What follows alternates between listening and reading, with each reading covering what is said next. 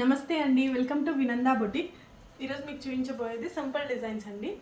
ఆ simple డిజైన్స్లో sorry వచ్చేసి ఇలా రెడ్ టిష్యూ ఇచ్చేసేసి మజంతా కొంగు వచ్చేసేసి స్కై బ్లూ కలర్ ఇచ్చేసారండి. సో బ్లౌజ్ కూడా మనకు సారీలో వచ్చిన బ్లౌజ్తోనే డిజైన్ చేయమన్నారు కస్టమర్. సో టిష్యూ మీదే డైరెక్ట్గా మనం డిజైన్ చేసాము. సారీ రెడ్ వచ్చింది కాబట్టి సో రెడ్ కలర్ ఫ్లవర్స్ ఇచ్చేసేసి బుట్టీస్ గోల్డ్ రెడ్ ఒకటి ఇచ్చేసి డిజైన్ చేసామండి. బ్యాక్ వచ్చేసేపాటికి రౌండ్ నెక్ సేమ్ స్లీవ్స్లో ఉన్న వర్కే వేసేసేసి ఇలా డిజైన్ చేసాము. బ్యాక్ మొత్తం గోల్డ్తో డిజైన్ చేసేసామండి. బుట్టీస్ అంతా ఇచ్చేసి ఫ్రంట్ నెక్ కూడా మనకు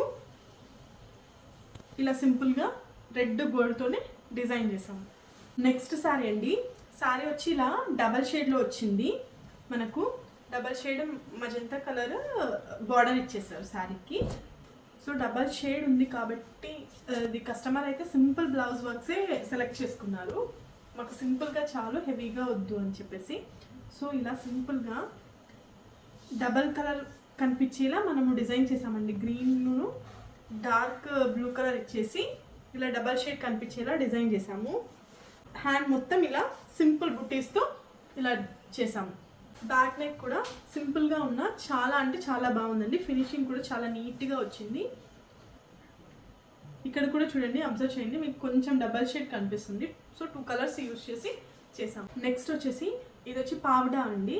చిన్నపిల్లలకి ఒక 12 ఇయర్స్ పాపకి మాకు నెక్కి మాత్రం ఫ్రంట్ డిజైన్ వచ్చేలా చేయండి అని చెప్పారు.